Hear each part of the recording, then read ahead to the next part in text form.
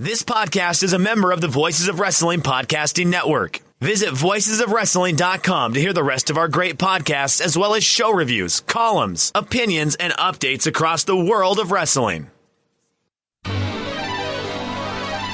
Hello, everybody, and welcome to another edition of Wrestlenomics Radio.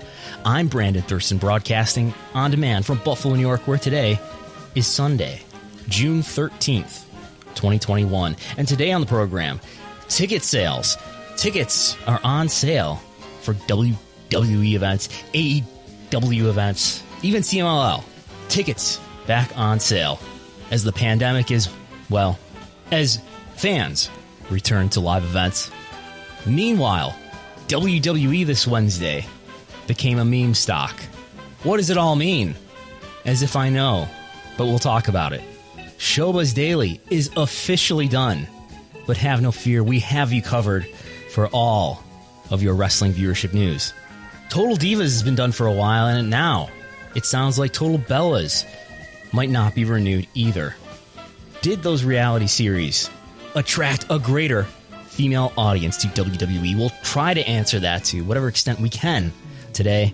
Plus, WWE superstars are back on Cameo. Well, some of them are. All that and more. But first,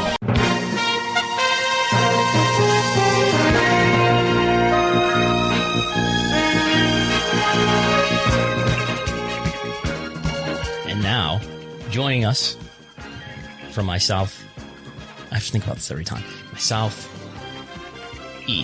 in South Buffalo, the one and the only comedian, ring announcer, Buffalo Blue Jays fan, Chris Gullo. Yeah, just enjoying the wonderful South Buffalo.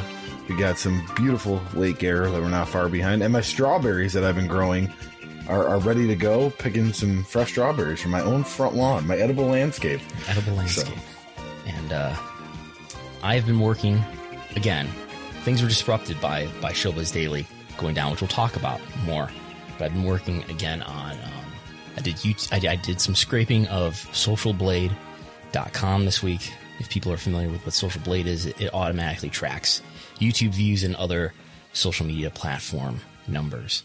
So that's something that I might be able to use in the future to produce reports with. I've also been using Google Data Studio, which as subscribers might recognize, the Google Trends report that was put out last week or 2 weeks ago at this point. That was a Google Data Studio product. Probably more of that to come as we are entering the era of automation here in Wrestlenomics. So that's what I've been up to. All right, I've been, it was an enjoyable weekend, not having a booking, but it gets crazy again next weekend. So yes, I've been training. I've been, my resting heart rate is now under 80 beats per minute. Last I checked. So the cardio is building back up. But you still have not allowed yourself in the ring yet, right? I have not set foot in the ring. That has to be earned. Okay. I would make people do 1,000 push-ups and walk up and down the stairs for 2 hours. I would be a hypocrite if I did not set foot in a ring for 14 months and then jumped right back in. Yeah.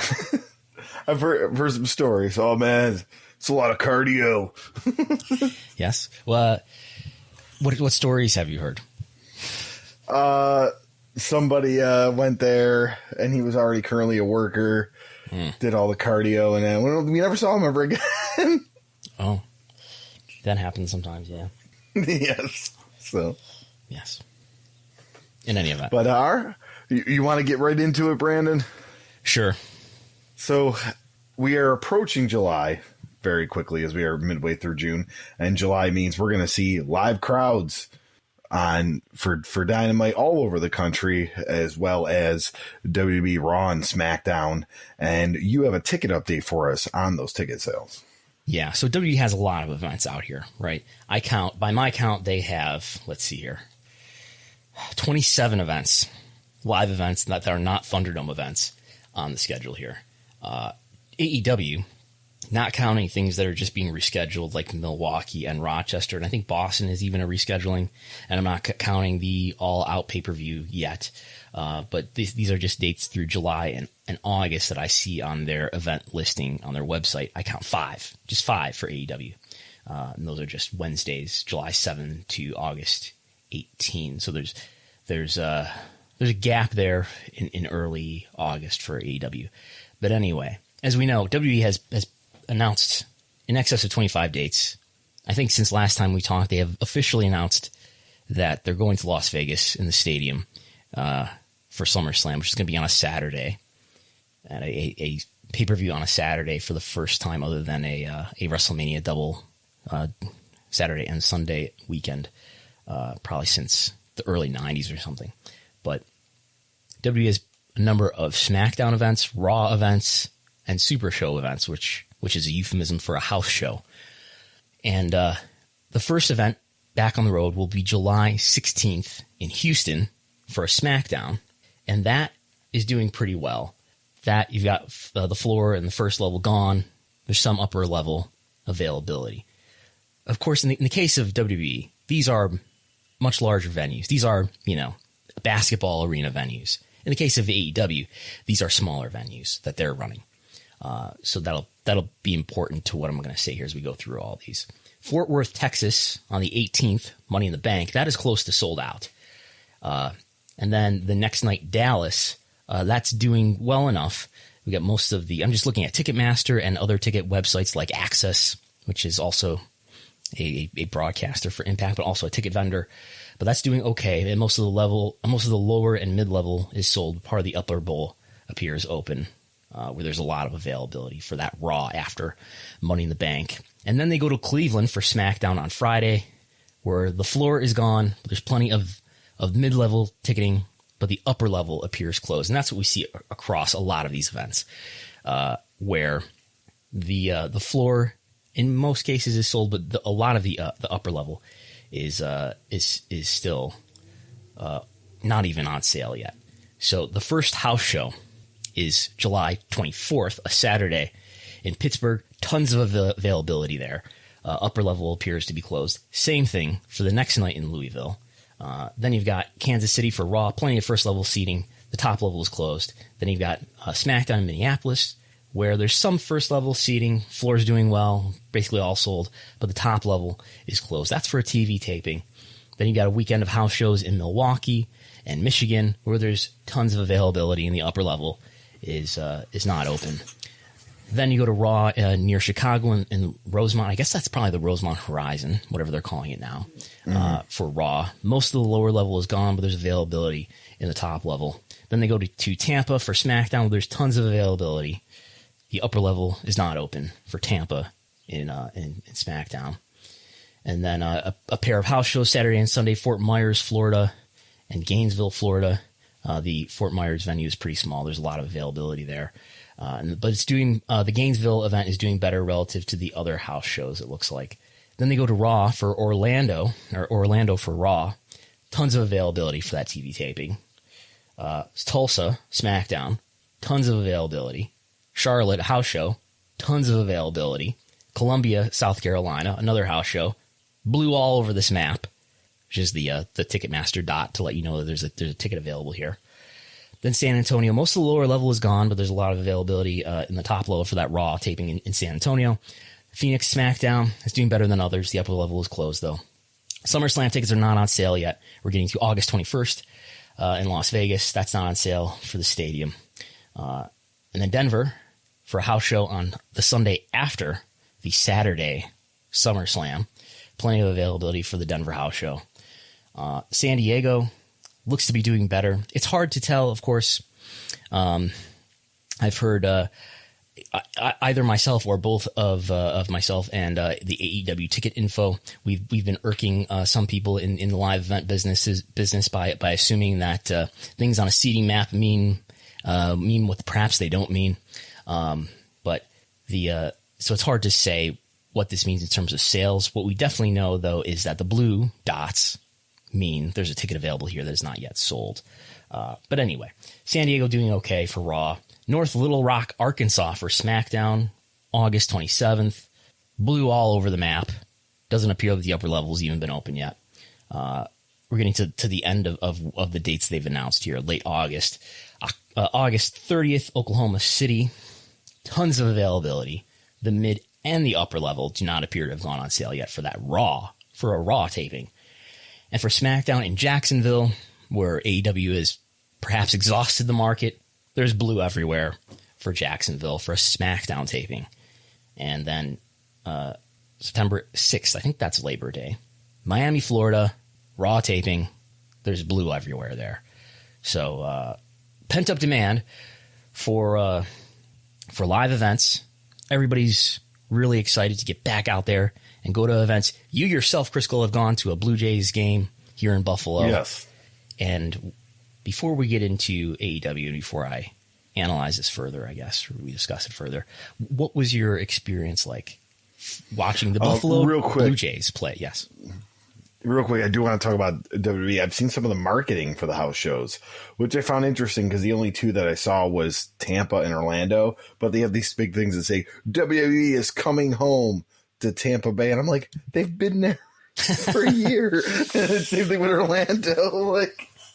Well, they've virtually been there in a virtual environment, but not in front of you, the WWE universe. As far as the Blue Jays experience and all that, so the way when I went, it was 5,800 people could go, and I believe that game was sold out. The vaccinated section was very, very large, and there was no spacing, and you didn't have to wear your mask and all that. But there was a non-vaccinated section, which looked very bare, which was interesting because if you watch the game on TV, all you see is the non-vaccinated section. And it looks like there's nobody there. Wow. Kevin Dunn did not produce this show. No.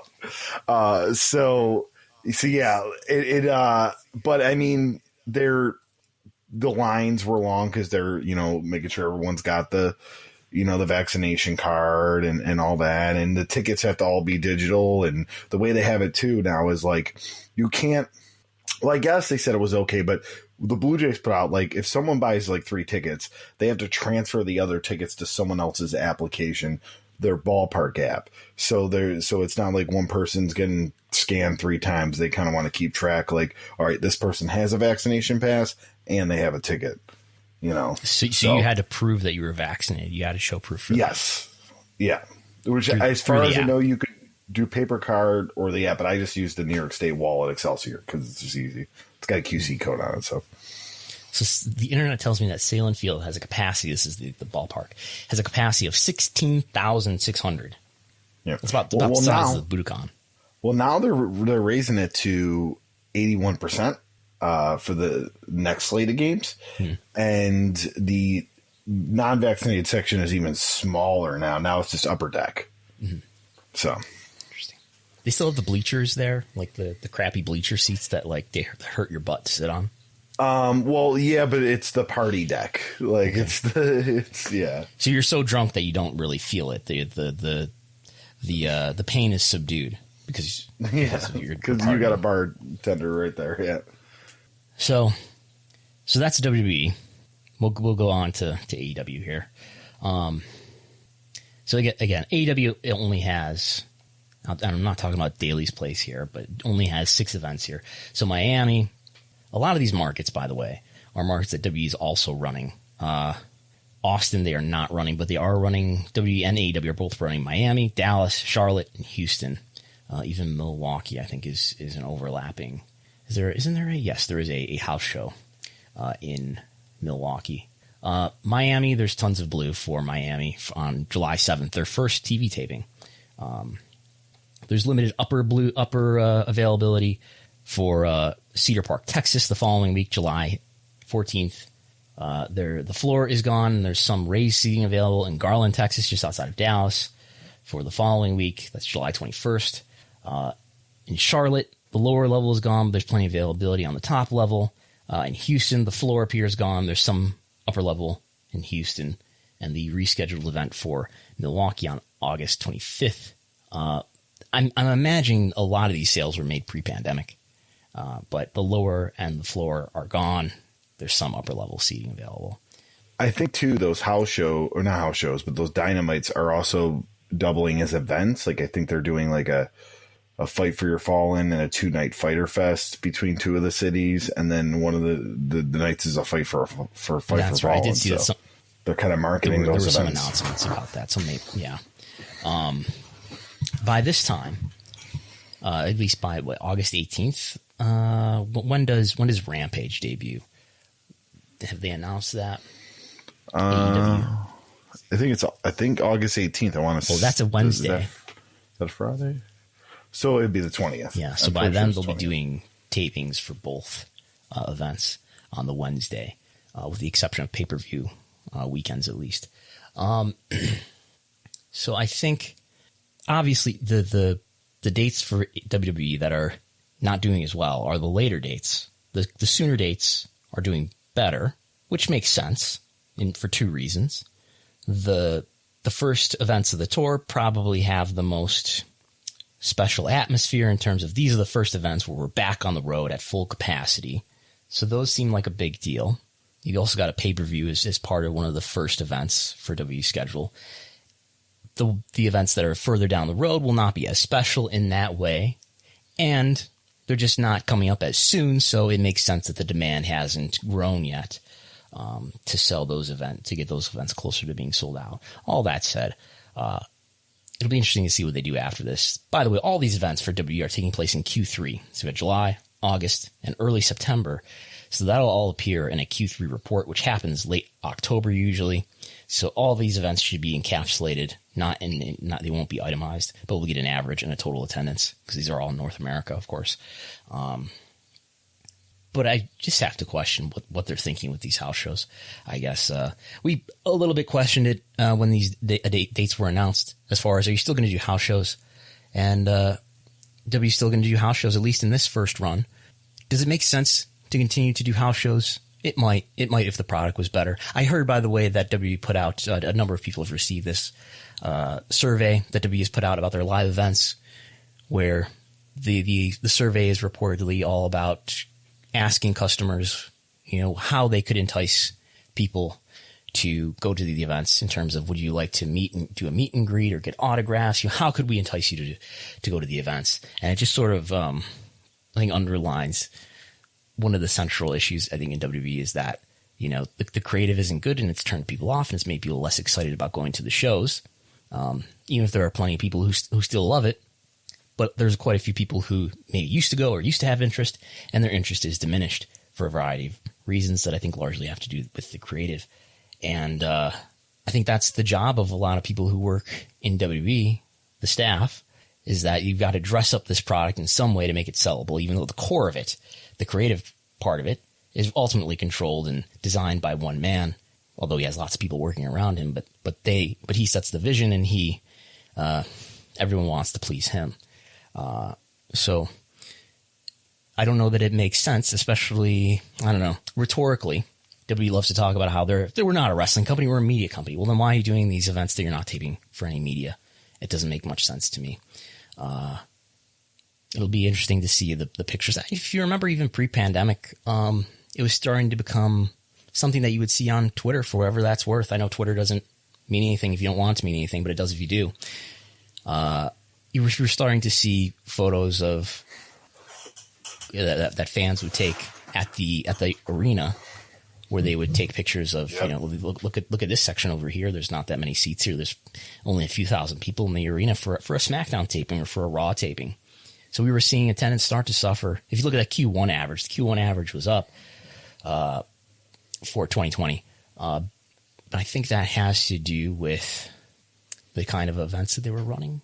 Maybe they had to cancel a lot of international. I don't know. But maybe there was something there.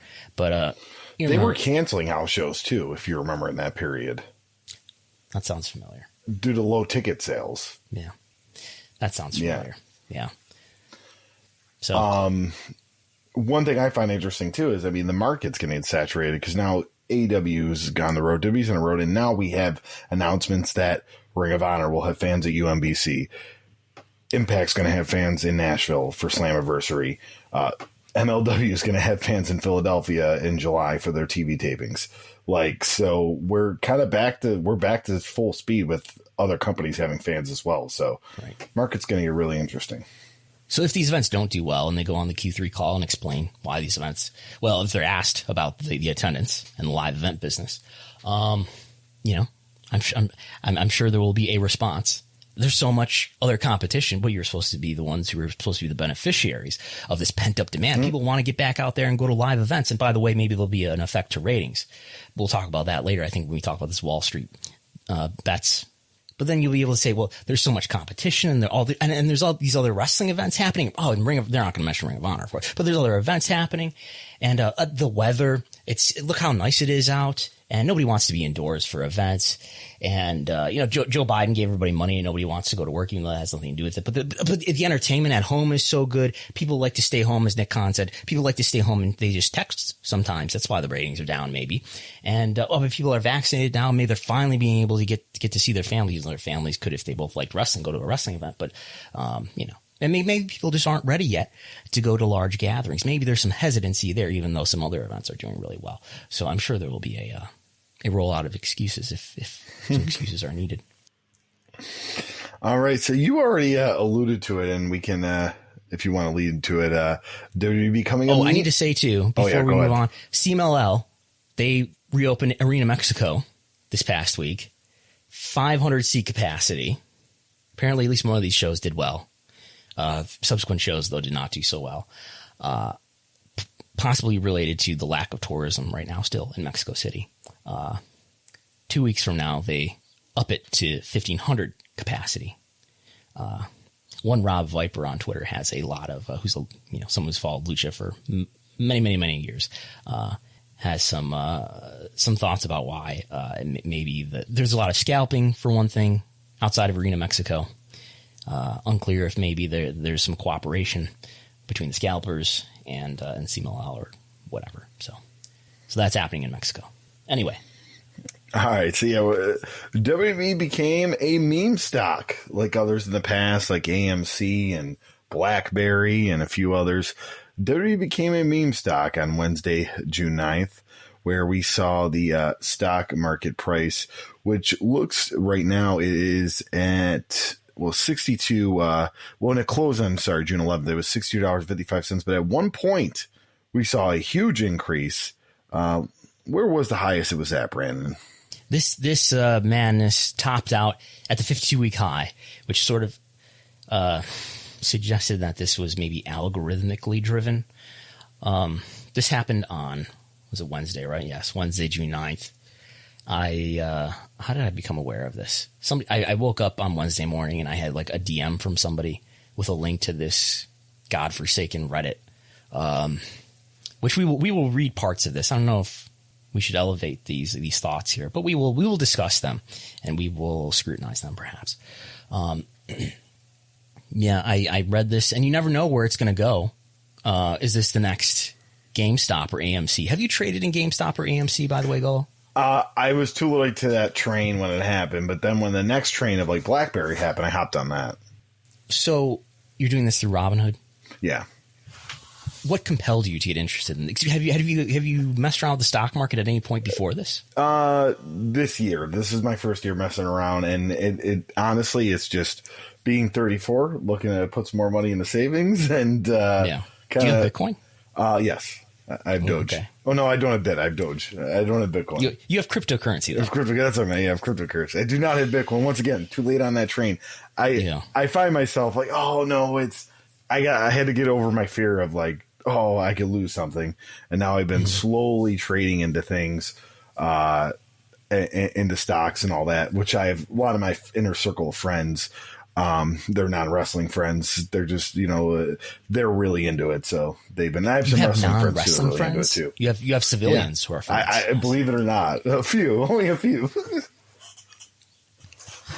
few civilian friends. So the GameStop in particular, what compelled you? Not GameStop, but so the BlackBerry, had BlackBerry become a meme stock through Reddit or something? Yeah. So my buddy told me, he's like, get it. It's either going to be a boom or busting. It's going to skyrocket and whatever. And it was started at $10 when I bought it, and it got up to $19 a stock. So did you get out? Or a $9 increase in a week. I still have it, but it's at like 15. Okay. So I should have sold it at 19, but it's still up in value of what it was. So you just saw it as like, here's an opportunity to make money There's not. Do you have like some fundamental belief in the BlackBerry business that it's undervalued? No, not at all. It's just one of those things. My buddy says, look at it. He also told me about Beyond Meat too, which has had a nice increase as well. But one stock of Beyond Meat's pretty expensive, so I bought like 3/4 of one or something like that. Which you can do it around. They have a high share price. Yeah. Now that's a cause I believe in, so I'm okay with that. Sure. I guess I don't understand any of this. I don't either. It's just, I've been almost completely just a long-term investor in various, mostly tech companies since about 2013. I really started messing around with this in 2012. And mostly I've just held on to things for a very long time. I did spend an afternoon one day many years ago trying to understand what options are. I spent a couple hours trying to figure that out. I did not succeed. I have not tried again to figure out what they are. I understand what shorting a stock means. It's basically a bet that the stock will go down in value. But this is where I think people, the average person that that you talk to about the stock market who's not involved in the stock market, they see it as just too risky and it's too much like gambling to them, which I disagree with. I think it doesn't take a great deal of sophistication or even a great deal of understanding of the stock market or of businesses, even though you shouldn't try to understand the businesses that you invest in. But I don't think it requires an enormous sophistication to invest somewhat wisely in the stock market. It's not like gambling to me. But this just seems like arbitrary, random. You might as well go to the casino. And I guess I kind of understand where it's coming from. You hear this story when this Wall Street's bets thing is covered in more mainstream media when they're talking about the GameStop and the AMC. Is it that much unlike how hedge fund managers go on CNBC and say things that may manipulate the market? Is it that unlike when Bill Ackman talks about how he's going to short Herbalife, which may or may not be a pyramid scheme?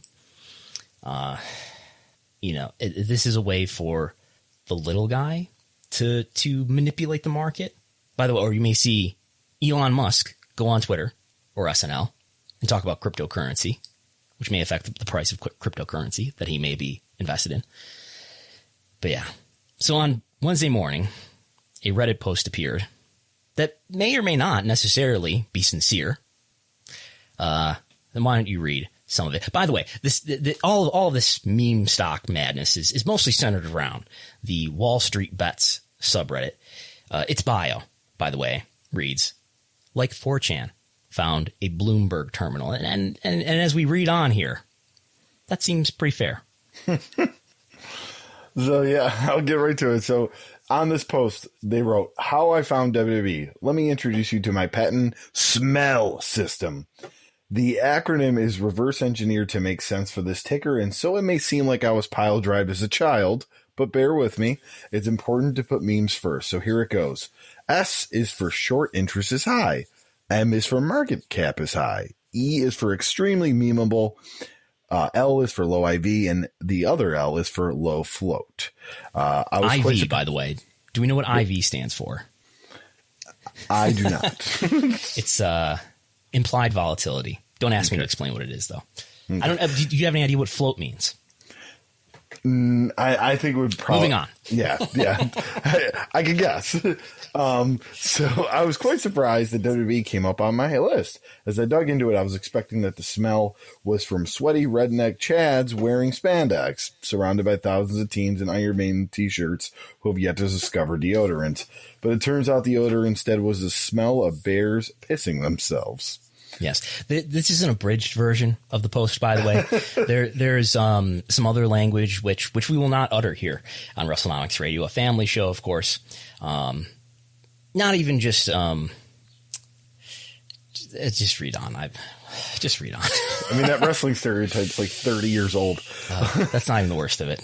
All right, so under fundamentals, and he breaks down one fundamentals.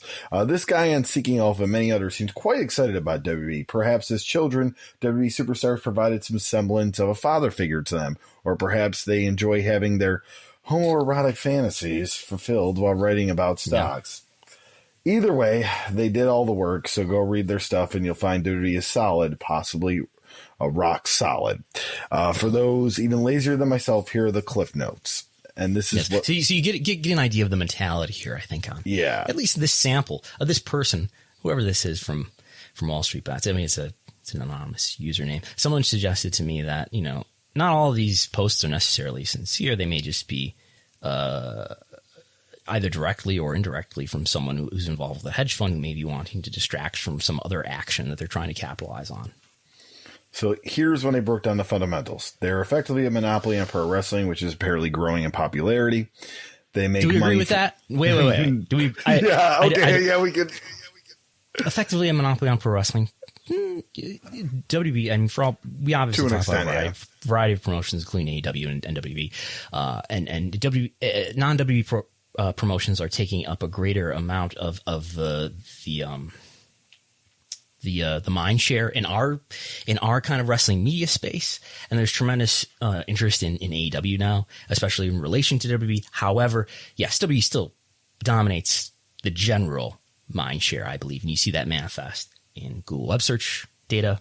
You see that manifest in YouTube views data, which I was looking at today. More than 9% of the YouTube views that are happening among all the wrestling brands you might name off the top of your head, 90% of that is still WWE. Is the popularity of wrestling growing?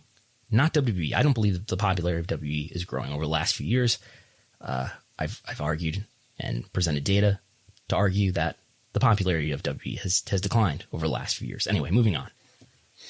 All right, so moving on, they make money from media, live events, and consumer products. Those are the names of their divisions, yes. That's true. COVID wasn't too bad for them. It cut live events, but media revenue popped up. COVID wasn't too bad for them. They were more profitable in the Performance Center era, where they're doing TV out of the Performance Center, because it cut costs tremendously. That's largely why media went up. When they moved to the Thunderdome, things became more expensive, even more expensive than it would have been if they were still on the road. It cut live events. Live events weren't very profitable overall. Media revenue popped up, though, also in part because they entered in the year of 2020. That was the first full year when WWE was on its new set of U.S. TV rights deals, by far the biggest TV rights deals, which were more than triple the value of the previous term. So that had a lot to do with just the contractual nature of their TV rights agreements. Anyway. Live events are coming back, and they're taking it international. No, I haven't seen anything of that. This will significantly boost their revenues, especially since during COVID it was zero. So revenue's nice, but if revenue's not producing any margin for you, like live events, unless short of WrestleMania, aren't, then it doesn't make your company more profitable. Although you could argue that there's a marketing value, maybe other hidden values involved with running live events. We have no news that I would consider real news about international events, although WWE would love to do a large-scale international event, which is euphemism for a Saudi Arabia event, which they will get $50 to $55 million for doing just one of them. I did see there was a weird tweet that didn't appear to be from a legitimate news publication in Arabic earlier this week that said that WWE was going to Saudi Arabia in November. Maybe, but I don't see that as a credible report at this point.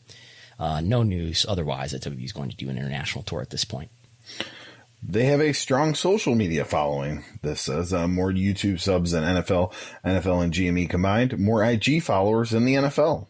And by the way, there's live events too. As we just discussed, it's not clear that WWE is going to be this massive beneficiary of the pent-up demand, as they say, for live events, ticket sales. The first events look like they're going to do really well.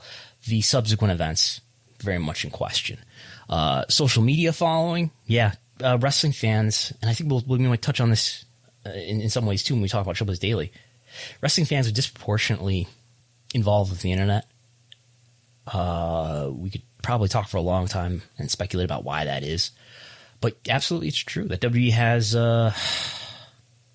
What WWE reports is the aggregation of all of their followers across not just their own branded accounts, but across their talent. But WWE is disproportionately engaged with on social media and on the internet. I would not dispute that. All right. And the last thing he said, which is very interesting, lots of acquisition suitors. Yes. As he probably read some wrestling Twitter a few weeks ago. Yeah. So we've talked plenty about this. I don't think WWE is going to sell anytime soon. I think it's a sort of dataless speculation that WWE is going to sell. I don't believe WWE ever sells in the lifetime of Vince McMahon. All right. And then, so then he broke down Catalyst and he said, I'd be kidding myself if I thought you guys cared about Catalyst or they even matter right now, but here are the two big ones anyways. And the first one he says is live events resuming.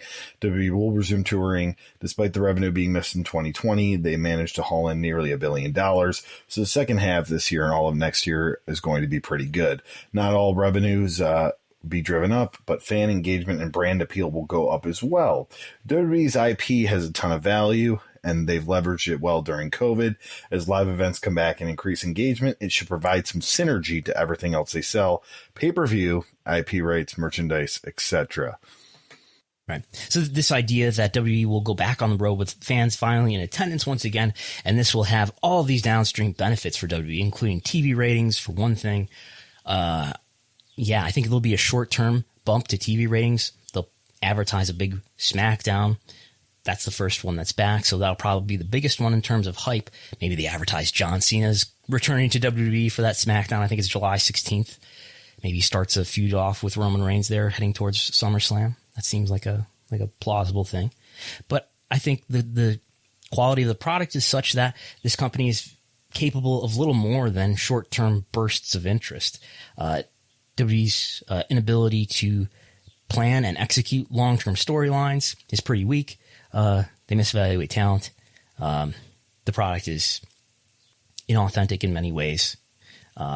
So I don't think that while it will be a short-term benefit for WWE to have fans back in attendance, I don't think there'll be a long-term benefit. It's not going to be the sort of comparison that you want to make just when you talk about how, well, the NBA, their ratings were down during COVID, but that was during COVID and there weren't fans in attendance and it was at a weird scheduling time. And now we're back to the point where we are having, am I wrong here? The NBA has people in attendance now for their games? I believe in some arenas. Okay. But anyway, you see what I'm just saying? have not been, but I believe in some arenas. Yes. So, yeah, I think having fans back in attendance will be a short-term boost. But ultimately, what you need to have is stars and storylines that people care about, and WWE beyond this sort of captive fan base who will defend the product at all costs or who watch it out of habit. Voices of Wrestling, the podcast network that we happen to be a part of here, put out a question on Twitter just to ask people, sort of in an open-ended, trying to be non-judgmental way, why you still watch the product. And a lot of people just said out of habit, or they're hoping that it would be good again, or that they're invested in the stars, even if the storylines aren't that great. So yeah, anyway, I said enough about that. All right. And video games are booming, they say. WWE Supercard is Take-Two Interactive's a $52 billion company, highest grossing mobile game, and it's grossing around 23% YOY. A lot of that money will flow into WWE. WWE also sells rights to other titles as video games continue to grow. So does WWE's revenue. So yeah, WWE Supercard apparently doing much better than I thought. Well, okay. So the video games is reported within the licensing line. WWE did just under $1 billion in revenue last year. Their licensing line was $42 million. The video games are worth somewhat less than that then, because you've got to at least clear out action figures out of that and a number of other categories. So I think that the video game business to them is worth 10, 20, maybe even $30 million probably less than 30, but around $20 million per year. That's not a Saudi Arabia event. It's about, it's less than half of one. Video games are an important part of their business, though. And I think it does lead to a lot of discovery of, as far as kids who discover wrestling through video games. There's so many anecdotes about that. But, yeah, I don't see it as a massive growth area that one should, get that excited about. But yeah. And the last thing he pointed out was rumors of acquisition.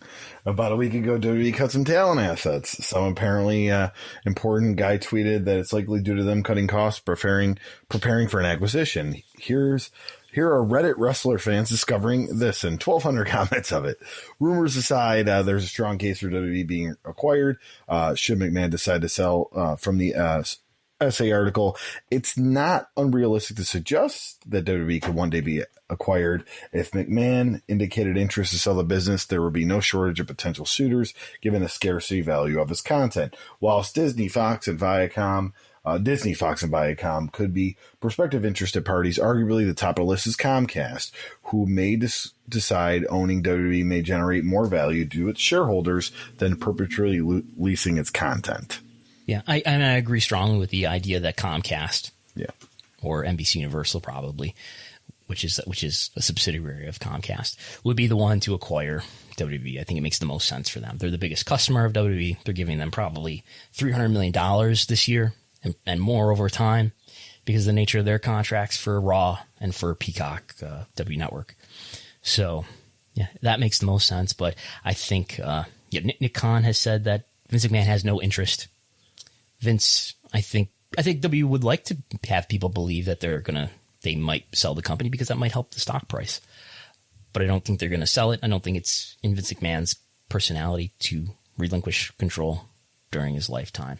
But it does make for a great story if you want to get engagement on social media.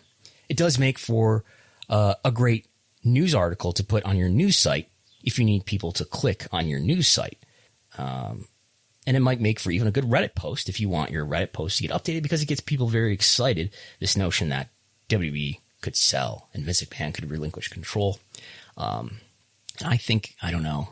I really wonder about like the psychological reasons for that. I talk here sometimes a lot about a thing called economic justice, where maybe some people want there finally to be a consequence for the quality of the content of WWE. And maybe finally it will be that some large conglomerate business acquires WWE and they get to finally make it better, or there's some kind of a consequence. But I don't really see it. I don't really see it that way. I don't really see it as a consequence of the quality of the content.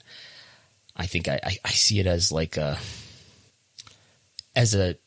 think why it appeals to some people is that it's a way to craft a narrative or to apply some meaning to what's happening in that. See, it's not about the quality of the storylines or the quality of the TV programs or the pay-per-views.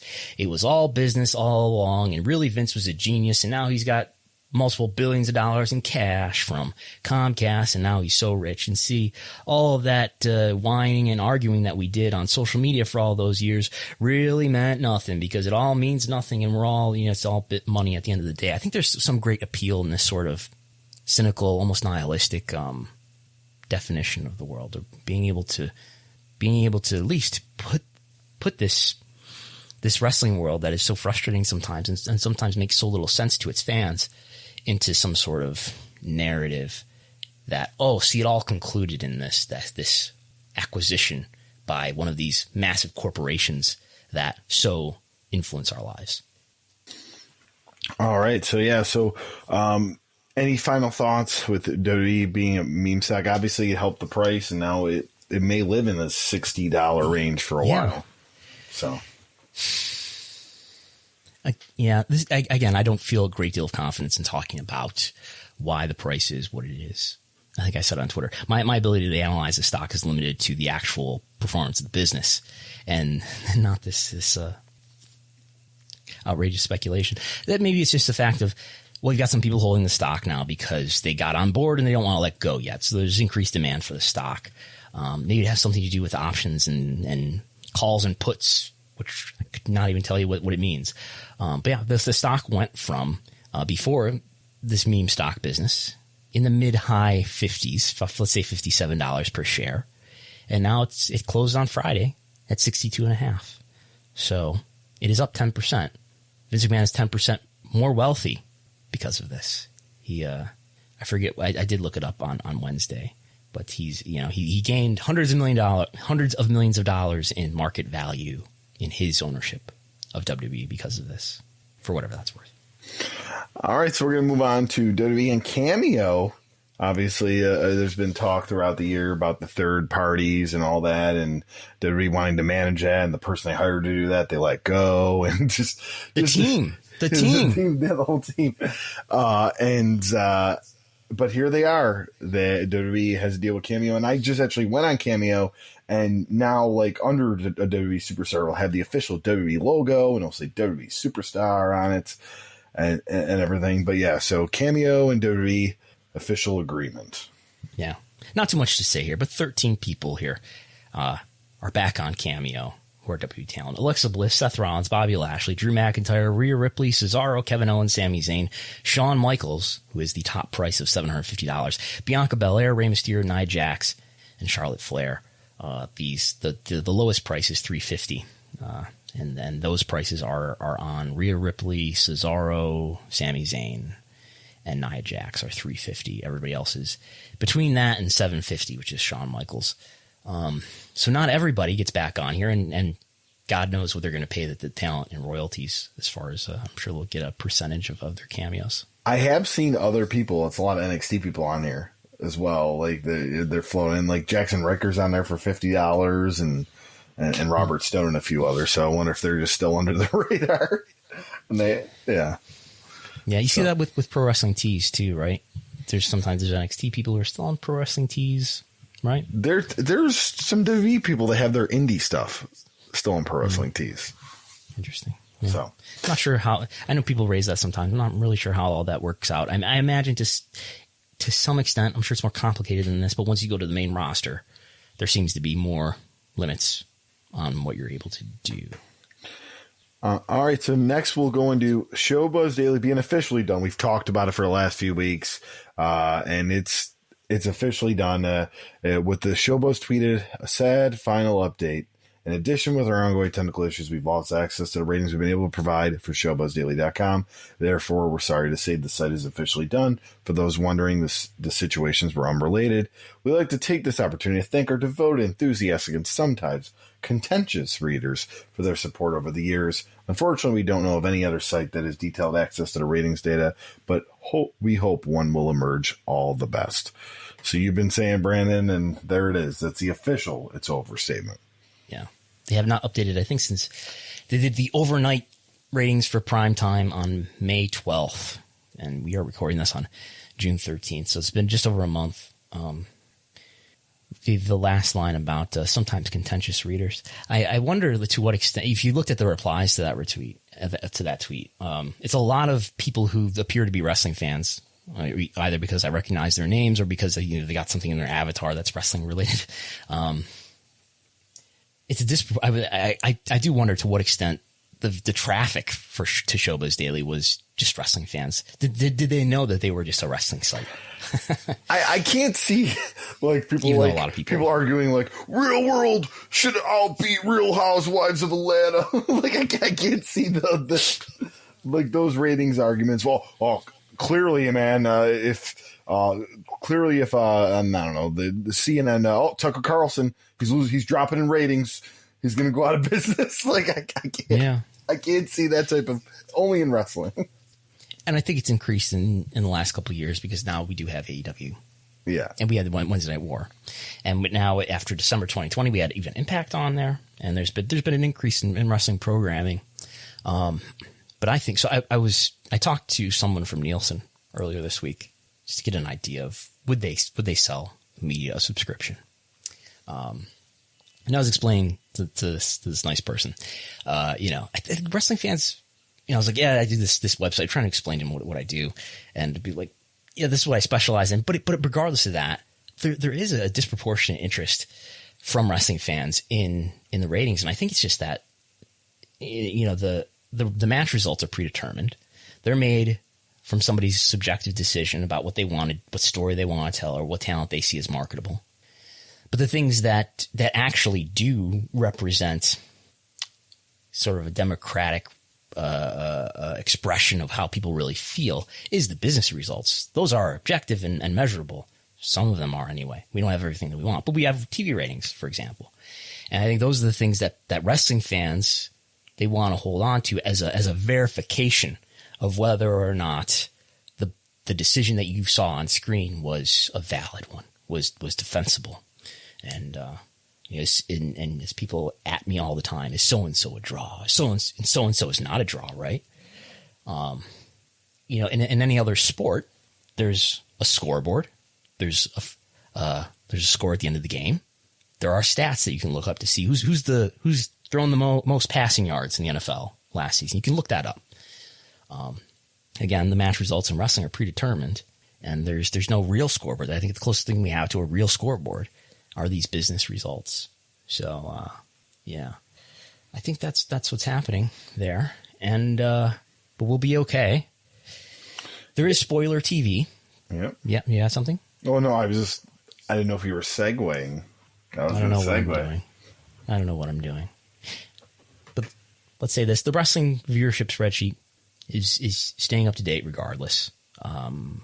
We don't need Showbuzz Daily necessarily. Showbuzz Daily was a tremendous service, and Showbuzz Daily did give us tremendous context, which really gave me valuable insights and an ability to hopefully enhance these arguments, conversations around the wrestling ratings, especially when it came to Raw is such a consistent metric over time because Raw has been in the same network, same time slot for many, many years here. So we can look at Raw over time and compare it to wider trends in television, which Showbuzz Daily, because it published 150 cable originals every day, was a great thing to compare other programs against. Which I found that in 2019 and forward, Raw did decline worse than the average cable program. But all the wrestling-related programming, which has grown so much over the last couple of years, the variety of programs that we have to look at, not just the in-ring programs, Raw, SmackDown, Dynamite, Impact, NXT, maybe MLW someday, but all the other ancillary, the reality programs, which we'll talk about more in a moment, and then the documentary programs. All that stuff is in the spreadsheet and across various demographics too. Go ahead. Which is that Wrestlenomics viewership spreadsheet, only $5 a month on the Patreon, and you get that and so much more, including emergency broadcasts and news articles and so much more. So the Wrestlenomics Patreon, only $5 a month, and you get this updated spreadsheet every day. It's updated. Yes, we have 5 days a week. Yeah, we'll see. I mean, as soon as I get the data, it's going to be in there. We have Impact Wrestling ratings that I broke the other day. Nobody else has got that. That's not in Showbuzz Daily. That's not in.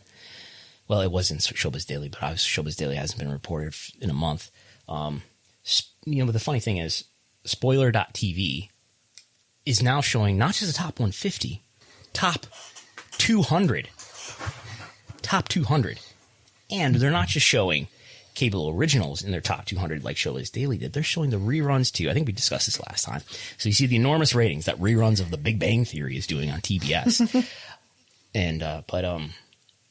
But we don't see in there, and this is ranked by P1849 just like Showbuzz was, but we don't see Impact Wrestling in there. Even though Impact Wrestling's P1849 should be high enough to be in there. And I think it's just another case of maybe access not being in somebody's data set, because it wasn't in somebody's data set until December 2020, at least as far as Showbuzz went. But there's no other place to get Impact Wrestling ratings. And if you find them on the news sites, that's because they got them from Wrestlenomics. But go ahead. All right. So we're going to get into that viewership. We'll start with SmackDown. We'll start with Friday, June 4th SmackDown, which did 1.884 million with a 18-49 of 0.51.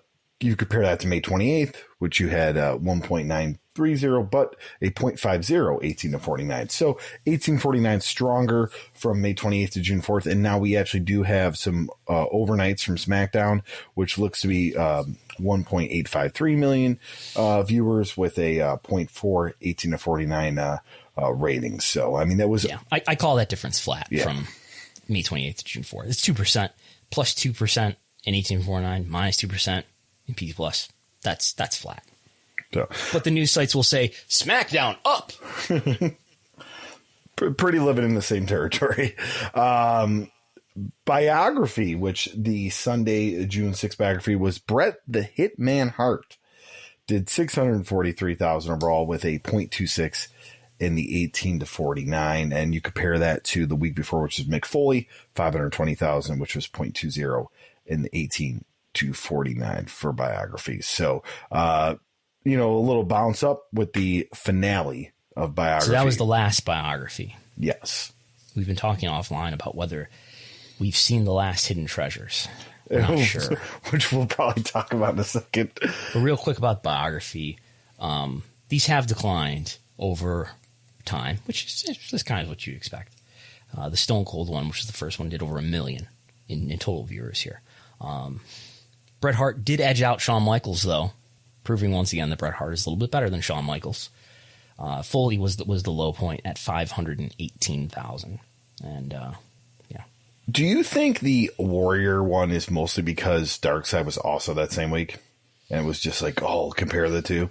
Because 767,000 for Warrior. I mean, I guess he wasn't mainly popular, but I would expect Michaels and Bret Hart to outperform him. Yeah, you're seeing these charts that I put in the notes, right? Yes. Yeah, well, I'll put this on Patreon for listeners. It's just a bar chart showing the viewership for all the A&E biographies and all the Dark Side episodes. And there'll be a chart in there for reality programming, too, that we'll talk about later. Maybe. It was social media chatter, so I don't know that it's easy to overrate what social media. You see this activity on social media, maybe it turns into a rating. I don't know. And maybe just the curiosity about, like, well, how are they going to handle the Warriors? Are we going to get some histrionics here, or are we going to get some honesty? I don't know. Moving on to Most Wanted Treasures, which this week was Brutus the Barber Beefcake and Greg Valentine, who I've had the pleasure of managing against. And I say pleasure, not in the highest esteem. 526,000 overall with a 0.23 and 18 to 49. And if you compare that to the week before, which did 460,000, 0.18, and that was the Jake the Snake Roberts episode. So. You were a little stiff on the Dream Team, weren't you? You gotta lighten up, pal. Apparently, I was told I was a little too stiff on the neck tug. Yeah. You're trying to go into business for yourself on the Dream Team, I heard. Yep, apparently. I don't want to be forgotten. So Most Wanted Treasures. Now, this may or may not be the finale. There is a finale listed for this Sunday, which is Big Show and Mark Henry going out and seeking no items longer with from our Andre organization. the Giant. So, because it's an Andre episode, maybe it will happen, and I think they'll probably we've talked about off air that edited for A&E HBO Andre the Giant biography that is on demand if you go on A&E's. They've already aired it on A&E at the beginning of this run. Yeah. And then we have Dark Side. Is that next? No? I mean, do you want to get into Dark Side before we go to Raw next? Do Dark Side. All right, we'll go to Dark Side. So the Dynamite Kid episode, Thursday, June 10th, did 242,000 with a 0.11 and 1849. You compare that to the Grizzly Smith episode, pretty much very similar, 240,000 with a 0.9 and the 18 to 49. And you actually have a nice little chart of Dark Side of the Ring overall viewership since the. I think this is the only place that you'll hear the Dynamite Kid data point as well. I don't think anybody else has that. I was surprised. I didn't realize Dark Side we're like halfway through the Dark Side season.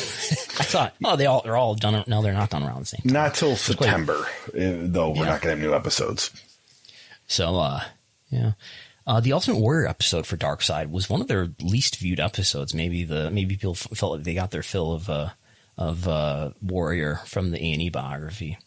Voice is a lower profile network than A&E, although they're probably in pretty comparable number of homes.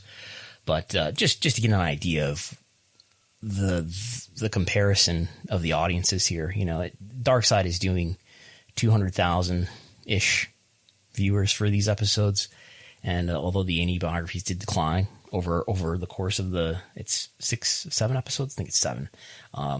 They're doing anywhere between 1 million and 500,000.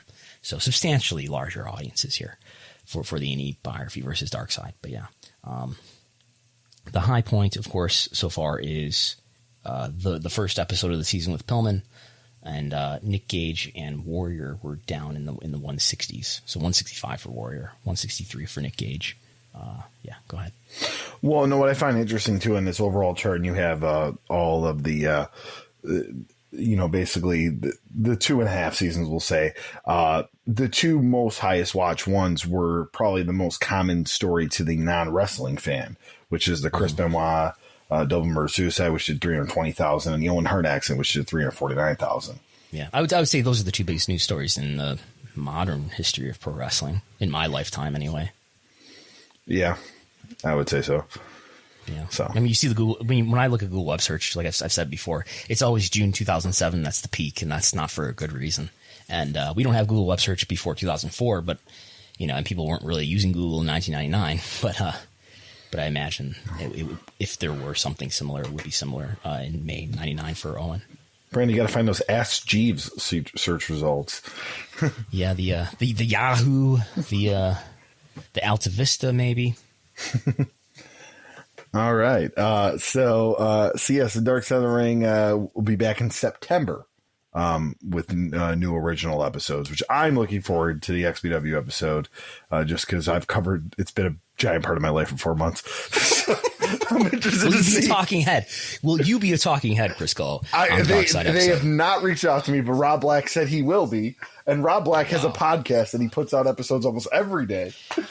But I just every day. Yeah, I just can't I can't succumb to actually listen to it to get to the point where he maybe talks about, hey, people are talking about my company, because he has all these rants about murders in Rochester, New York, and political stuff. So it's not a wrestling podcast. It's everything Rob Black. He talks wrestling, but everything else. It's not his latest thoughts on Raw. No, it's not. So, all right. Speaking of Raw, WWE Raw Monday, June 7th did 1.64 million with a 0.48 in 18 and 49. If you compare that to a month before with the May 17th Raw, which was 1.82 with a 0.48 in 18 and 49. So the 18 and 49, they're living in that 0.48 territory, but overall viewership dropping a little bit as we continue through the summer. So 1.64, that's pretty low. We're getting into all-time low territory here again with Raw. And what is the all-time low for Raw? I'm opening the spreadsheet right now. It'll take forever to tell you though, because I have to sort it. There's so much data in there for $5. It's December of this past year, and I think it's just over 1.5 million, 1.5 something. Okay. Is I believe the total viewership all-time low for a single episode. That could happen this summer. Yeah, could. Sure. And I wouldn't consider it like disastrous. Partially, it's the nature of media is that we expect TV ratings to be down, but that's not alone a way to dismiss what's happening. We'll see. I think it's about the trends too, and it's like, is this a gradually declining rating? What's the rank like? And we will see the rank on Spoiler TV, fortunately, and they're still number 1, 2, and 3 with those 3-hour slots. When they start to fall out of that with any regularity, then sound the alarm. If other sports properties start to get low renewals, start to get concerned. But yeah, they'll probably be all right. All right, so moving on to NXT, Tuesday, June 8th, with Poppy. Poppy was there, Brandon. Poppy means ratings, right? 606. Is Poppy a draw? 669,000 overall with a 0.19. The week before, 670,000 overall with a 0.20 and 18 of 49. So Poppy didn't make much of a difference. Yeah, but W is a media company just like Marvel, and they have celebrities on their show, and you get to talk about those things when you do interviews and media appearances. So that's good. That's good for the brand. Moving on to Dynamite, living in this Friday night time slot right now while the NBA playoffs continue. Friday, June 4th, 462,000 with a 0.19 and 18 of 49. And from May 28th was 530,000 with a 0.20. So I kind of expected this. It's hard to have a live audience for Friday at 10 o'clock tuning in that are going to be very large. I think people were kind of like, look at the appeal the first couple weeks, but it's, as you can tell, it's dropping a little bit here. And then I'm sure we'll have, as soon as we get, overnights or numbers for that, we'll have that on the Patreon spreadsheet. So for this past Fridays. Yes. I think this again gives you an idea. You were just talking about Dynamite, right? Yes. You tell them. I'm clicking around here. Sorry. We're getting an idea of where Rampage might live. Lower than this, probably, because it's not Dynamite. Although it is, you look at the quarter hours, right? You can look at the quarter hours that are in the Observer, which our friend Corey is cataloging for us in a Google sheet that you can find the link to in the Wrestlenomics viewership spreadsheet. But probably lower than this is the Rampage place to live, which would be about half the viewership of Dynamite. It's a nice thing to say that Rampage will not be a B show, but when you're doing half the viewership, how's it not? The time slot just makes it a B show. It's after 10 o'clock on a Friday. I mean, it's just generally, of course, they're going to put top talent on it, but you just know it's not going to perform like Wednesday on primetime. It just won't. Impact Wrestling. So, yeah, where most people are still scrambling for this, Wrestlenomics has it. 124,000 overall for the June 10th Impact, leading into their Against All Odds pay-per-view, doing a .05 in the 18 to 49. And we have a comparison with June 3rd, which was 140,000 with a .04 in the 18 to 49. So, yeah, interesting trend here where we have. I just looked at this over the last 12 months. By the way, this is the first time we've ever seen Impact ratings since early May, and it's not a consistent pattern, but total viewership is slightly down. I believe they did their lowest average viewership for a month in May than they've ever done on Access. But P18 to 49, which is the ad demo, which if you're Turner and if you're AEW, is the only thing that matters. That's gone up, in particular since the new year, but really over the entire course of the tenure on Access. P18 49 has gone up, so I see that as a break even, if not an improvement for where they were previously. But the total viewership number is down, so I've got people in my replies on Twitter saying, I don't think this AEW relationship is working out. So, whatever. Yeah, and we'll see how much of that continues. Not going to give Against All Odds spoilers in case no one's watched it yet, but it looks like the relationship is at least going to continue for a little bit longer as far as on-screen characters from AEW on Impact. Now we have some WWE reality TV news. The Total Bellas may not be renewed.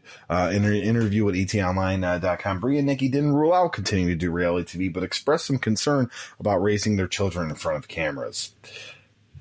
And, we have a thought here. Did Total Divas, which ran from July 23rd to December 2019, or July 2013 to December 2019, and Total Bellas, which ran from October 2016 to January 2021, coincide with greater female viewership for WWE?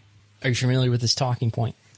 Yeah, I've heard it here and there. I haven't dived into big detail. I mean, yeah, you are building a female audience, at least you would think you're building a female audience in other outlets, but I mean, I guess, but also most females that I know that are interested in wrestling product don't mention any of these names, that the Bellas or anything. They mentioned Charlotte Flair, they mentioned Becky Lynch, they mentioned Asuka, Rhea Ripley, This is a part of what I would call, well, what Dylan Hales once called the Meltzerian gospel.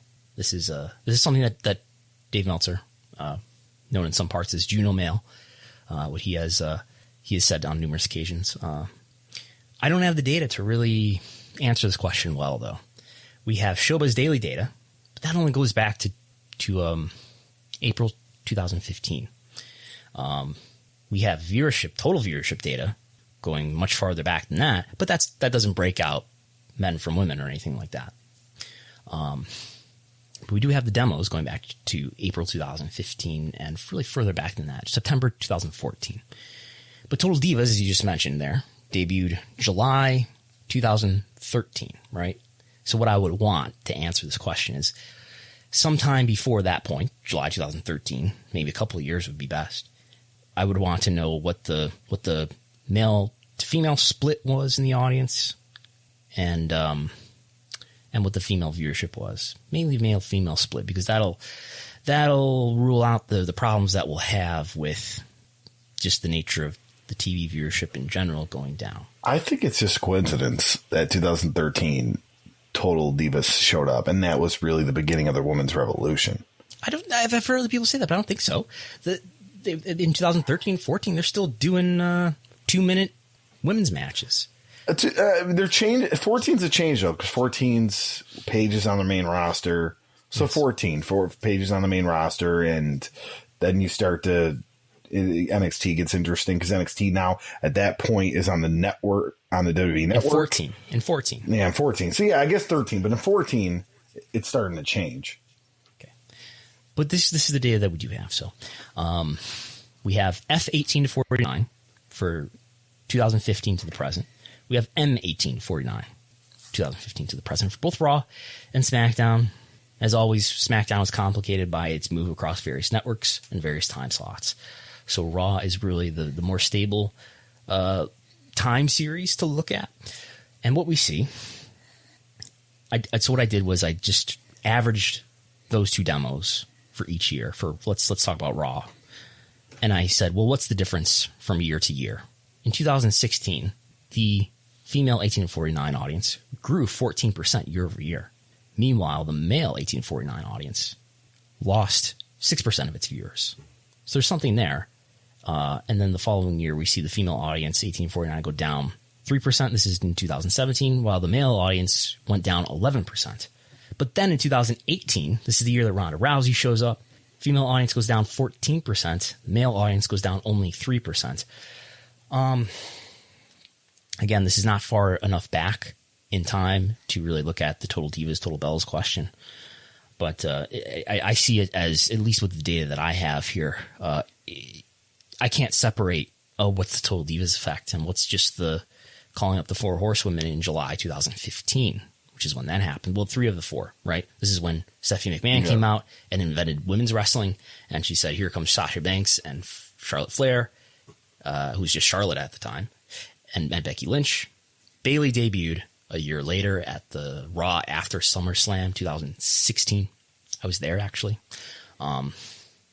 So it's hard for me to separate what's just treating women's wrestling with greater athletic respect and what's Total Divas attracting female viewers that attracted female viewers to the core content.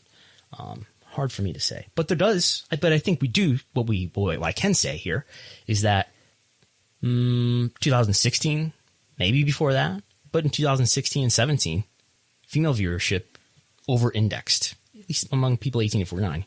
Female viewership over-indexed male viewership. I mean, how much of it, like I said, how much of it has to do with the reality show, or how much this has to do with just making women more of a focus? But that Ronda Rousey thing does surprise me that it dropped as much as it did on that statistic. I've argued that I think I've ever written an article about this, which is on Wrestlenomics.com. I think that we probably missed a window for a huge increase in business by not really going all in around the year of 2016 on women's wrestling. And, you know, it's systemic of their larger creative issues, though.